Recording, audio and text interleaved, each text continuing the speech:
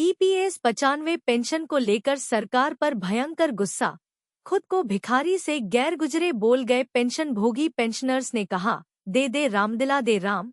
चिल्ला चिल्ला कर मरते भी जा रहे हैं, पर सरकार की ओर से दया की एक बूंद भी देना मयस्कर न हुआ। सूचनाजी न्यूज छत्तीसगढ़। कर्मचारी भविष्य निधि संगठन, एम्प्लॉयज प्रोविडेंट फंड ऑर्गेनाइजेशन और केंद्र सरकार को लेकर बड़ा दावा किया जा रहा है। यह बात हम नहीं बल्कि पेंशनर्स खुद कर रहे हैं। ईपीएफओ पर दबाव है कि वह न्यूनतम पेंशन का रास्ता साफ करे, सरकार तक मजबूती से बात रखे।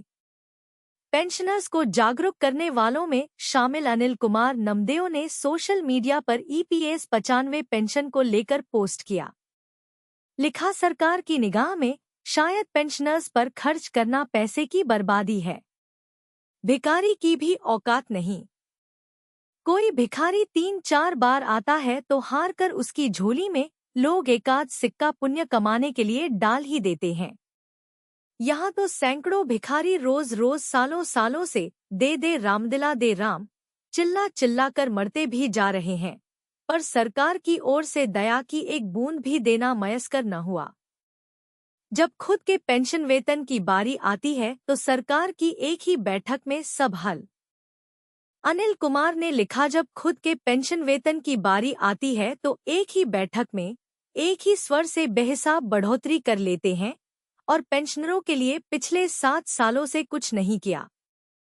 पिछली सरकार की कोई मजबूरी रही हो ये तो जान नहीं पाए, पर अब जो नवगठित सरकार है लगता है इसकी मजबूरी भी खास हो सकती है। जब तक सरकार के दूसरे प्रतिभागी नहीं चाहेंगे तो कहना मुश्किल होगा कि मोदी है तो मुमकिन है।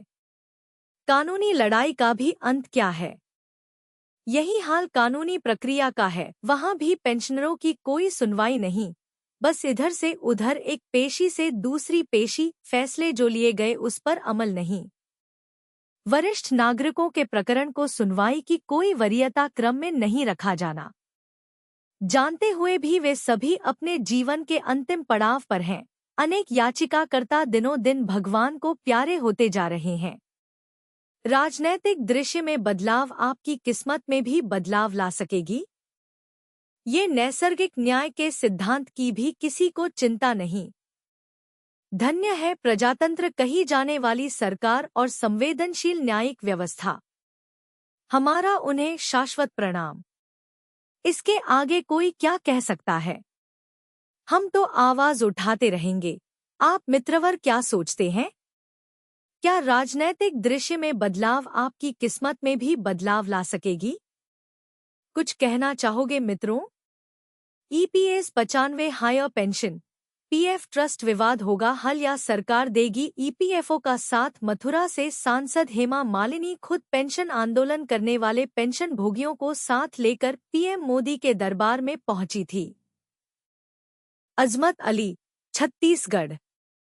EPS 95 higher pension EPS 95 higher pension को लेकर एक बार फिर से कवायद तेज होगी। उच्च वेतन पर उच्च पेंशन के लिए ज्वाइंट ऑप्शन फॉर्म जमा की जा चुके हैं। डिमांड लेटर जारी हुआ और पैसा तक जमा हो चुका है। एक कार्मिक द्वारा अधिकतम करीब 40 लाख रुपए तक ईपीएफओ के खाते में जमा किए जा चुके हैं। Steel authority of India limited SAIL के कर्मचारियों और अधिकारियों का पैसा वापस किया जा चुका है। पीएफ ट्रस्ट का विवाद है। इसको आधार बनाकर कर्मचारी भविष्य निधि संगठन ईपीएफओ ने खाते में जमा हो चुके पैसे को वापस कर दिया है। चुनाव की वजह से सारी कवायद थमी थी। ऐसी सूरत में कर्मचारियों और अधिकारियों की पेंशन पर विराम लगा हुआ है। लोकसभा चुनाव की वजह से सारा मूवमेंट थमा हुआ था। ईपीएफओ चुनाव में व्यस्त होने की बात बोल रहा था। वहीं सरकार स्तर पर कुछ भी होना नामुमकिन था। अब नई सरकार बन रही है। शपथ ग्रहण के बाद मंत्री भी तय हो जाएंगे।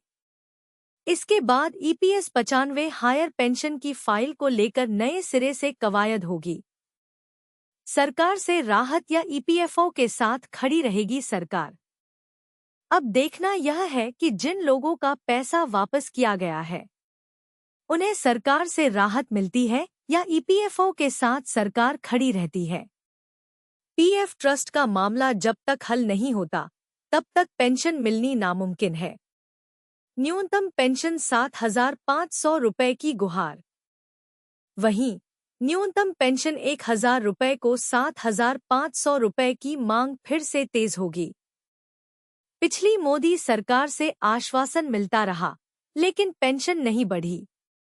मथुरा से सांसद हेमा मालिनी खुद पेंशन आंदोलन करने वाले पेंशन भोगियों को साथ लेकर पीएम मोदी के दरबार में पहुंची थी। बावजूद कोई रिजल्ट नहीं निकल सका था। अब देखना यह है कि इस बार पेंशनर्स की पुकार सुनी जाएगी या मायूस किए जाएंगे। फिलहाल सरकार गठन होने के बाद ही कुछ बात आगे बढ़ेगी। पीएफ पेंशन का पैसा कैसे निकाले? How to withdraw EPF pension online 2024। नौकरी करने वाले किसी भी कर्मचारी के लिए पीएफ पेंशन में निवेश करना उसके भविष्य को सुरक्षित एवं आरामदायक बनाने के लिए आवश्यक है। ईपीएफ नौकरी करने वाले किसी भी कर्मचारी के लिए पीएफ पेंशन में निवेश करना उसके भविष्य को सुरक्षित एवं आरामदायक बनाने के लिए आवश्यक है। ईपीएफ एम्प्लॉयज प्रोविडेंट फंड कर्मचारी को नौकरी करने पर एम्प्लॉयर द्वारा प्रदान किया जाता है। कम से कम 10 वर्षों तक नौकरी करने वाले कर्मचारियों को पेंशन प्राप्त हो सकती है। चाहे आपके द्वारा एक कंपनी में ही 10 वर्षों तक कार्य किया गया हो या अलग अलग कंपनियों 10 वर्ष कार्य किया गया हो। यदि आपका ईपीएफ है तो आप इस योजना के लाभार्थी हैं। इस आर्टिकल के माध्यम से हम आपको पीएफ पेंशन का पैसा कैसे निकालें, how to withdraw EPF pension online की जानकारी प्रदान करेंगे। साथ ही आप पीएफ पेंशन से संबंधित अन्य जानकारी भी प्राप्त करेंगे। EPFO employees provident fund organisation द्वारा पीएफ पेंशन विथड्रॉ से संबंधित नियमों का पालन करने पर ही आप यह प्रक्रिया कर सकते हैं। ईपीएफ पेंशन के पात्र। ईपीएफ पेंशन को प्राप्त करने के पात्र निम्न कर्मचारी हैं। कम से कम 10 वर्षों तक नौकरी करने वाले प्राइवेट कर्मचारी। ऐसे कर्मचारी जिनके द्वारा 10 वर्षों तक नौकरी की गई है वे रिटायर्ड होने के बाद पेंशन प्राप्त कर सकते हैं। वर्तमान में रिटायर्ड होने की उम्र 58 वर्ष निर्धारित की गई है। यदि कर्मचारी की उम्र 50 से 58 वर्ष के बीच है तो आप अर्ली पेंशन का क्लेम कर सकते हैं। ऐसा करने पर आप 58 वर्ष से जितने पहले पेंशन निकालेंगे हर साल पर 4% की घटी हुई दर से आपको पेंशन प्रदान की जाएगी, जिसके लिए आपको कॉम्पोजिट क्लेम फॉर्म एवं अर्ली पेंशन फॉर्म भरना होता है। यदि आपको नौकरी करते हुए 10 साल नहीं हुए हैं तो इस स्थिति में पेंशन प्राप्त नहीं हो सकती है, पर आप पेंशन योजना प्रमाण पत्र की सहायता से नई नौकरी में इस प्रमाण पत्र को लगाकर 10 साल पूरे करने तक नौकरी कर सकते हैं, जिसके बाद आपको पेंशन का पात्र बना दिया जाएगा। पीएफ पेंशन का पैसा कैसे निकाले? वे सभी कर्मचारी को पीएफ पेंशन के पात्र हैं एवं पीएफ पेंशन निकालना चाहते हैं तो आप नीचे दी गई ऑनलाइन प्रक्रिया के अनुसार पीएफ पेंशन विथड्रॉ कर सकते हैं।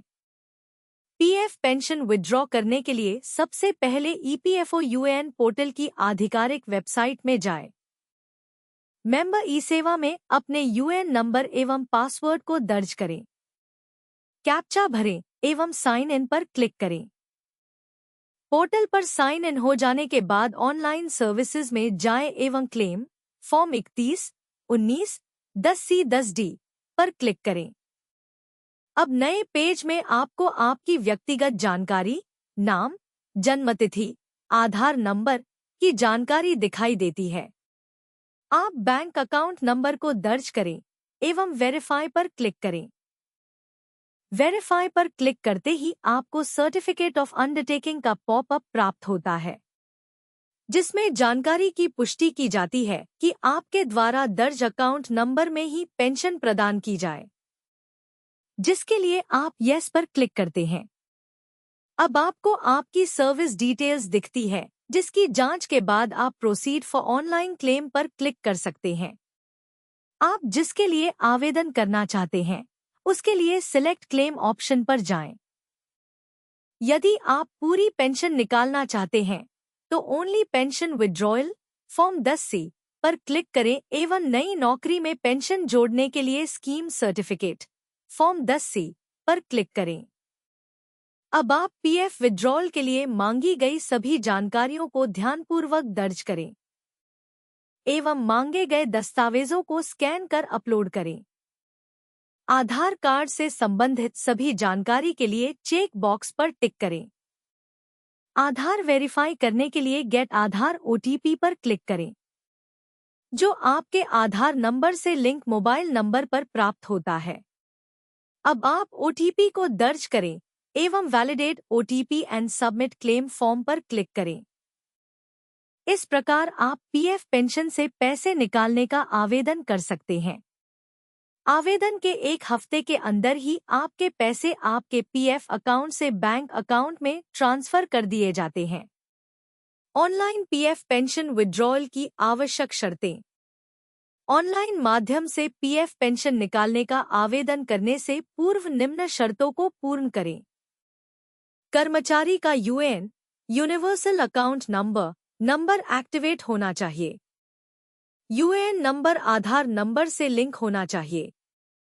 यूएएन पोर्टल पर पंजीकृत मोबाइल नंबर एक्टिवेट होना चाहिए। पीएफ अकाउंट में बैंक अकाउंट नंबर एवं आईएफएससी कोड अपडेट होना चाहिए। कर्मचारी का विवरण इनॉमिनेशन के माध्यम से रजिस्टर्ड होना चाहिए। पीएफ अकाउंट में जॉइनिंग डेट एवं एग्जिटिंग डेट दर्ज होनी चाहिए। पेंशन के पात्र होने पर ही आप इसका आवेदन कर सकते हैं। पीएफ पेंशन निकालने के लिए फॉर्म कौन सा लगता है? जब आप ऑनलाइन माध्यम से या ऑफलाइन माध्यम से पीएफ पेंशन निकालते हैं, तो आपको नीचे दिए गए फॉर्म की जानकारी होनी चाहिए। यदि आपको नौकरी करते हुए 10 साल से कम वर्ष हैं एवं आप अपने ईपीएफ में जमा राशि को निकालना चाहते हैं, तो फॉर्म 10C भरें। यदि आपकी उम्र 50 वर्ष या उससे अधिक हो एवं आप अपनी पेंशन निकालना चाहते हैं, तो फॉर्म 10D भरें। यदि किसी कर्मचारी की मृत्यु हो जाती है, तो ऐसी स्थिति में नॉमिनी व्यक्ति विधवा विधुर या कानूनी उत्तराधिकारी द्वारा फॉर्म 10D भरा जाता है। पीएफ पेंशन खाते में कितना पैसा जमा होता है? जब भी कोई कर्मचारी ईपीएफओ पंजीकृत एम्प्लॉयर के अंतर्गत नौकरी करता है, तो तब उसे ईपीएफ प्रदान किया जाता है। यह ईपीएफ कर्मचारी के मासिक वेतन में से 12% हिस्सा होता है। 12% हिस्सा एम्प्लॉयर द्वारा भी ईपीएफ अकाउंट में प्रदान किया जाता है। एम्प्लॉयर द्वारा प्रदान राशि में से 8.33% ईपीएफ पेंशन अकाउंट में जमा होता है एवं शेष 3.67% पीएफ अकाउंट में जमा होता है। अर्थात कर्मचारी के वेतन का 15.67% पीएफ अकाउंट में जमा होता है एवं 8.33% पेंशन अकाउंट में जमा किया जाता है। यदि आप पीएफ पेंशन को ऑनलाइन नहीं निकाल सकते, तो आप नज़दीकी ईपीएफओ ऑफिस में इसका ऑफलाइन आवेदन कर सकते हैं। ऑनलाइन माध्यम से पीएफ निकालने के लिए यह आर्टिकल आपकी सहायता करेगा, जिससे आप पेंशन प्राप्त कर अपने भविष्य को सुंदर रख सकते हैं। आप उमंग मोबाइल ऐप के द्वारा भी पीएफ पेंशन विड्रॉ कर सकते हैं।